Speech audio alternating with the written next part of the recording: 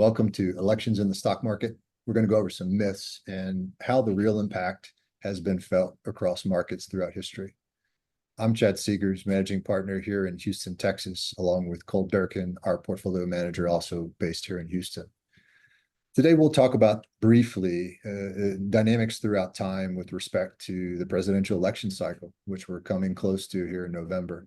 Historically, what's gone on, what the impact of the economy has been, and sort of investor behavior as a response to some of the stuff that we see in the news, which is extremely polarized today, and how the market has performed largely throughout time. Some of the dynamics with respect to the election cycle, why are we doing this? The conference board asked a question to start the year. What was the biggest challenge affecting businesses in 2024?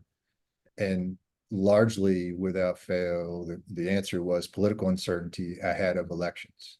And if you could imagine drastic or moderate changes to tax policy, for example, it's going to affect some subset of businesses more than others. And if that is lingering based on what happens for the outcome in November, that's going to be decisions you have to make as a business owner moving forward. Historically, though, what's going on with respect to the outcome in markets, you've seen the typical range of down 20%, which is a really not fun time in the stock market, no matter who has been president, Democrat, Republican. You've had a pretty similar range of outcomes where that average decline is roughly 20% or so, outside of the severe recessions we saw in 2008 and then back in the 70s. Upside has been more or less around maximized at around 44% or so. It doesn't matter who the president was throughout time if you expand that data back 90 years. Democrats in power, Republicans in power, the stock market vis-a-vis capitalism, the driver of our economy, has continued on. Businesses are going to make decisions that are the best for a business, regardless of who the president is, regardless of who Congress is, for that matter. When you take a look at the best sort of environment for investing, it's been curious to see that having a split Congress has actually been the best outcome when you have close to 90 years of data with respect to the stock market. There is some truth to election years being different, presidential election years. We did a recording back in midterm election years, which has interesting data around it. Non-election years, you tend to see the market trend up out the gate, and you finish up, plus or minus down the road. In election years, which we find ourselves in, and we found a very brief sell-off in April, you tend to see some weakness in that second quarter, which we're recording this in the middle of June. We're technically still in the second quarter. I mean, Cole, if you look back on this year, we had that initial 5% correction in April, and you were aware of this data. How much did that feed into your decision-making process? I mean, did it make you want to rebalance and buy into this? Yes. I mean, my whole thing is, you're looking at these and initially you would say, well, then let's just not invest in non-election years, always invest in non-election years. But you can't. The whole thing and the whole premise of this presentation ends up getting summed into time in the market and staying there and not letting your emotions get the best of you when it comes to who or who is not president at that time. So to that point, we go through 4 years of the presidential cycle. Midterm election year, as I mentioned, it's kind of unique. You tend to get some policy effects that take place. You get some initial exuberance. The first year of a presidency, second year is kind of a little bit of a consolidation. Fourth year of a cycle tends to be actually pretty nice. We're in that fourth year of the cycle, and we're fitting to a T what you tend to see in a presidential election year, plus or minus. The black bars are representation of where the market is, and the pink is your average experience. There is bifurcated data. If you take a look at a president that gets reelected in blue and a president, sitting president, incumbent that is not actually reelected, you tend to see the market trail off. And so will we experience that this year? Remains to be seen. The reality is you still had a positive experience in the market when that occurs. And so the driver of stock market returns we'll get to in a little bit, but let's look at the underlying economy. It's thought of, especially in recent history, that a given party may be tougher on business and a given party may be better for business. The reality is, when you look at the number of transactions that have been put in place that attempt to have government step in to how businesses are operating with antitrust enforcement, you're going to run around 3% review of transactions. And that's been the case really for the past 25 years. There's no real outlier. Dems, Republicans, doesn't matter at all. You can make an argument there are some very big outcomes with respect to policy. Affordable Care Act marketplace subsidies is one. What's going to go on in the asset management world is another. What happens with buy now, pay later? What happens with the legalization of cannabis and banking? And what's interesting about that is these things are playing out in election scenarios, and you can see the direct impact depending on who wins. What's interesting about this is every single case, the impact for most of these items are actually the same. And so it doesn't necessarily matter who wins with respect to some of these major outcomes. It's going to happen at the margin. Companies are going to be just fine. Now, we do have some things to contend with respect to the Tax Cut and Jobs Act, which has slowly begun to sort of remove the teeth from the initial passing back in 2017, completely expires in 2026. And so we are coming up on 2025 when there's going to be some serious discussion about tax policy. And the outcome of that policy will absolutely affect profit margins of businesses, plus or minus, will absolutely affect the consumer as it relates to income tax, plus or minus, again. But this is nothing new. This happens, every few years. The reality is long term. The makeup of our economy has not structurally changed for 70 years. You've had periods of time where single party ruled Congress and the presidency, and you didn't have a dramatic change to what took place.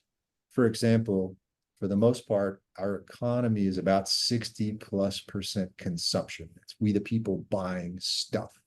Then you have business investment in the economy, which accounts for about 15 to 20%, and has, by the way, since the 50s. And then you have government expenditures, which are plus or minus 20% of GDP that comes from government spending.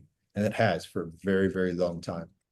By the way, first quarter of this year, 17.5% of GDP came from government expenditures. And then when you take a look at, the idea that if a party controls Congress and it happens to be the president's party, do they pass a substantial amount of bills that favor their ideology? It's actually not been the case. There's data on this. Data, going back the past 30 years, it just really hasn't been the case. There's no outlier with respect to items that have been passed more than not, just because one party was in place. The reality is neither party can claim that they're the better manager of the government's accounting. You've had government spend greater than 20% GDP when red was in power, when blue was in power, and vice versa.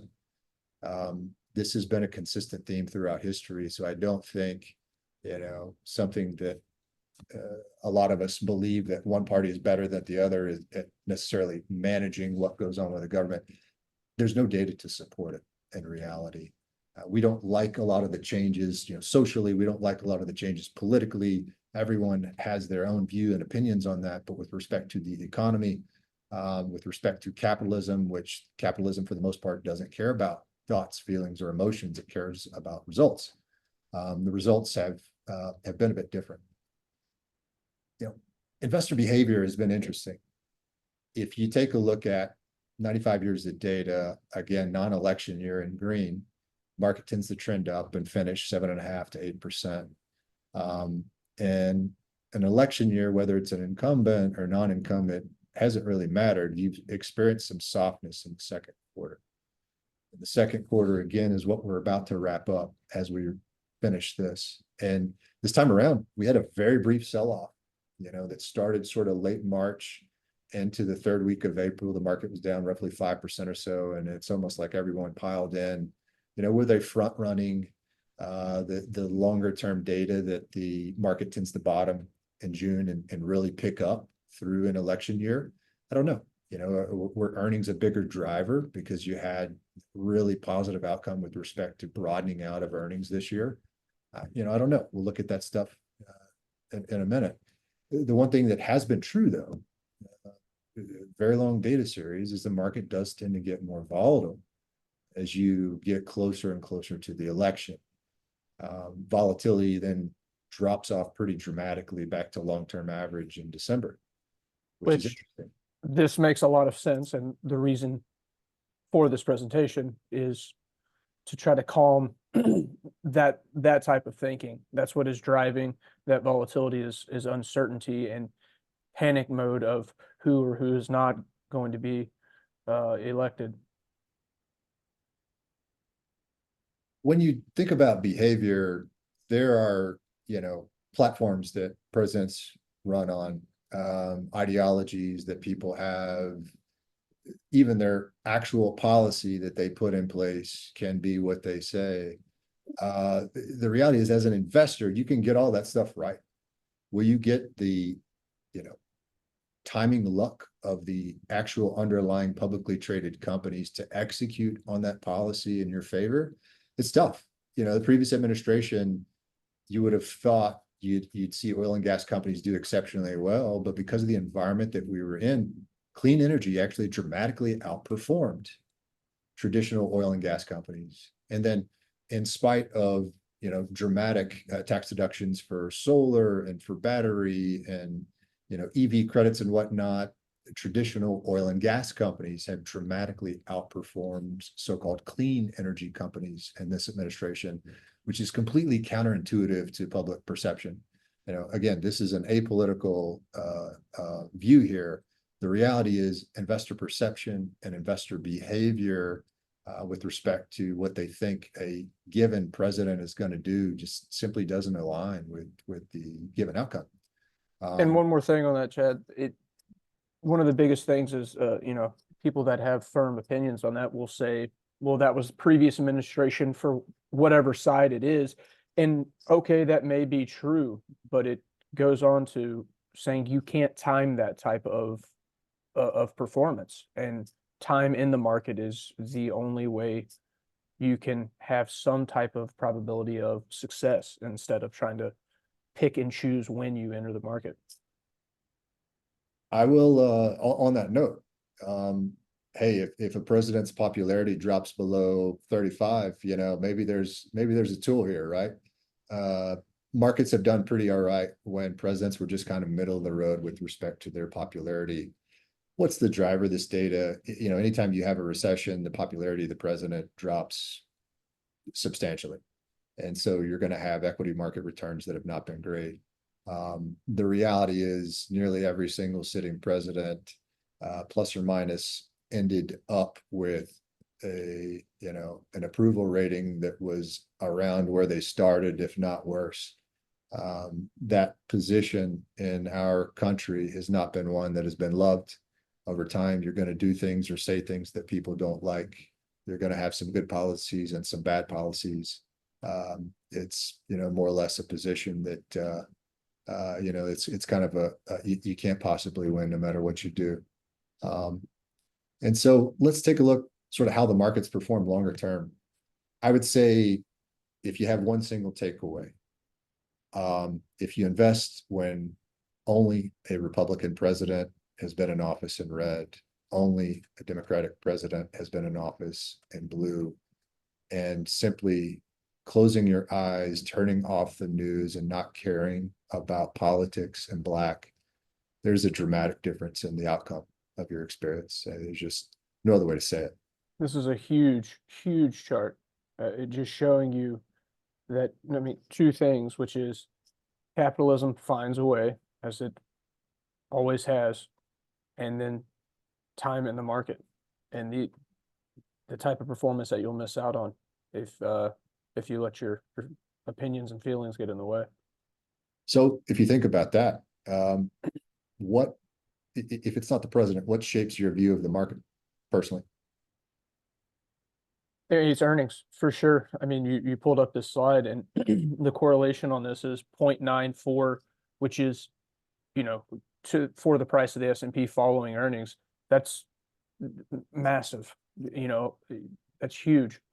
And you say, well, what does drive the market? Well, the data tells me this, and that's data is what I have to rely on when making decisions. Yeah, it's pretty simple. Direction of earnings, you get that more or less correct. And then the price that you're paying for those earnings over a given time, right? Is it expensive? Is it cheap? That's going to give you a good idea about your outcome. Again, we've gone through a lot of stuff. This 40-year cycle that's up here. If you look back at the other data, you know, you've got 95 years of data in a lot of cases. A lot of different people have been in power. They've called themselves a lot of different things with respect to party ideology. Got a lot of bad stuff going on in the world. The market really is a collection of companies who have, you know, one objective, and that's to profitably grow their businesses and to navigate challenging environments.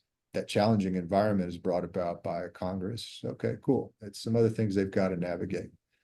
That environment is brought about by a shutdown of the world, you know, right, wrong, or otherwise. That's an environment they've got to navigate. They'll have to continue to navigate things that no one can predict. Can they do it with a high probability outcome is the reality.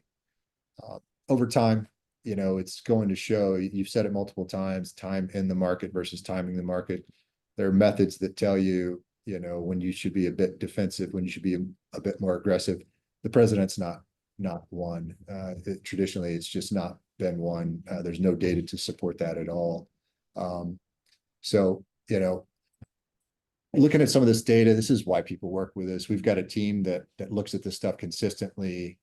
We show clients in review meetings the data that we look at to make decisions. And that's because we want to understand how you, the client, are thinking about things. That comes from the relationship we have. And we do this as a fiduciary, meaning we have no conflicts of interest. We don't manufacture any products. We can't receive any commissions. What I touched on today was just, you know, one aspect of what we do. We've got some great planners here at the firm. We just went over the investment management piece. Some of the retirement planning piece, risk management items that we didn't talk about are some things that, yes, they can change based on, you know, policy changes within Congress, and there are product changes and whatnot, and changes to your 401k, what you can do there, changes to Social Security, what happens there. The estate planning piece is likely to come up with after this election. And so, yeah, there are going to be some changes with respect to other items we did not touch on. I would say the one item that, you know, is probably least affected is the stock market. Some of these other items on here, though, are, yeah, there's some changes that do take place depending on who's in office. So thanks for your time today. Hope you picked up something from this. Feel free to reach out either here in Houston, San Ramon, or anywhere you are across the country.